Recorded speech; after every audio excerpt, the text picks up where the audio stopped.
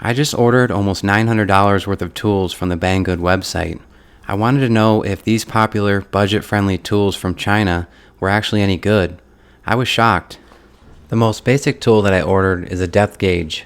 Regardless of where tools are made, when determining whether tools are the right fit for my workshop, I prefer to use this simple rating method.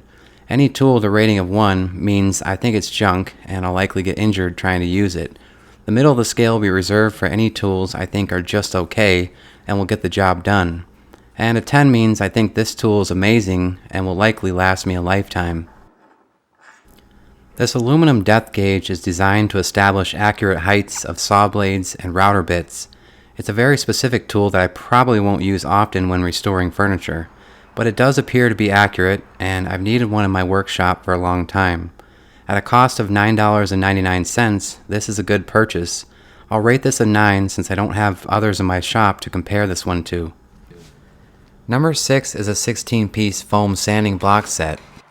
If you've seen any of my furniture refinishing videos, then you'll know that I use these foam sanding blocks on just about every furniture project. I can cut thin strips of my favorite sandpaper for these blocks, and these sanding blocks will fit many different profiles on my furniture pieces.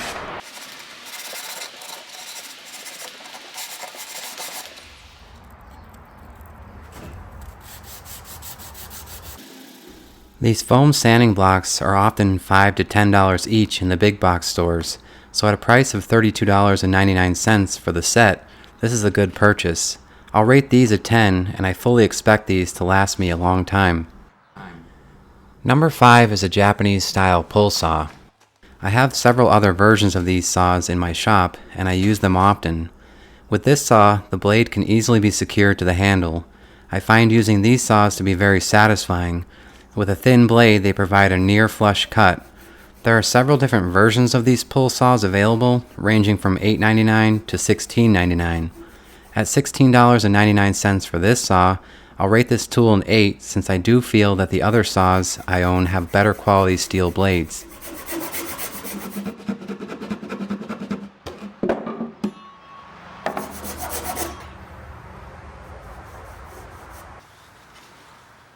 Item 4 is one of my favorite tools, so I'll spend a little more time with this one.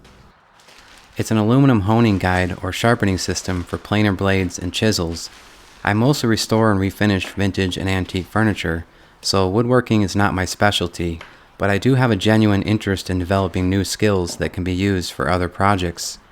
It comes in 2 different parts. Part B should be mounted to something stable to provide the best accuracy.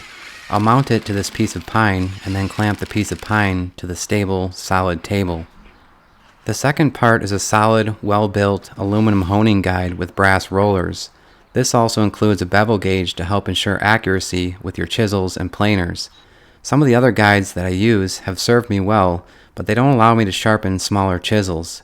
Once I determine that my chisel has a 25-degree bevel, I can drop in the locking pin, then tighten the screw. I'll then advance my chisel to the 25-degree stop. Now the honing guide with brass rollers is set to keep the bevel at 25 degrees while sharpening. For this application, I'll sharpen my chisels with 220 grit, then 600, followed by 1200 grit. I'll then apply a polishing compound and remove any burrs on a piece of leather.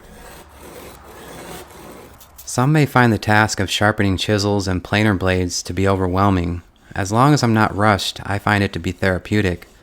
There's still plenty of room for improvement regarding my sharpening skills, but I would rate this sharpening system a 10 out of 10, hands down, and I expect this to last me a lifetime.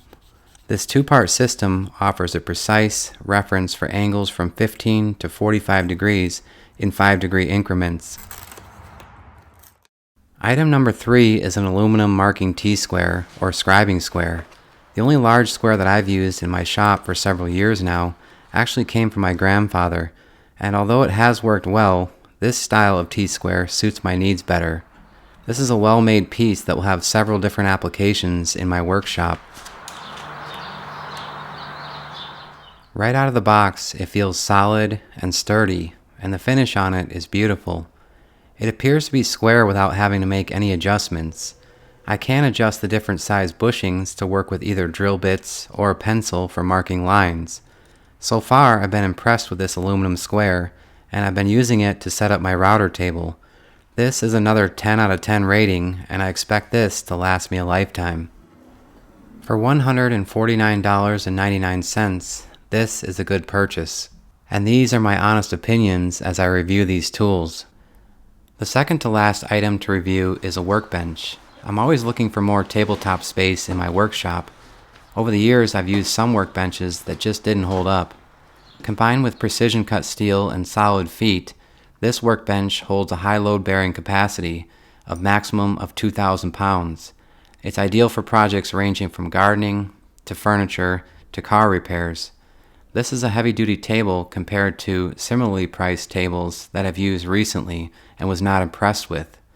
This table I'll give an 8 out of 10 since the price is right, but I'd rather spend a little more money to get one with heavy-duty casters and an adjustable top. This is probably my favorite of all the tools, but ironically, I really haven't had a chance to use it properly. You might also be wondering what tool actually gets a 1 rating. In other words, it's way too dangerous and I may get hurt using it. That would actually be a tool that I've had in my workshop for a long time. It's a $75 Facebook Marketplace special, a table saw that is missing some key safety components. For obvious reasons, it's very dangerous, and you'll see in a future video that I've managed to find a solution to this problem. This miter gauge with an extendable fence has a 15 to 90 degree adjustment. As you can see, it won't work safely with my current table saw setup, so it wouldn't be fair to give this a rating yet. So then why would I choose one of their most expensive tools if I can't even use it yet? It's made from quality aluminum and has many options for fine tuning.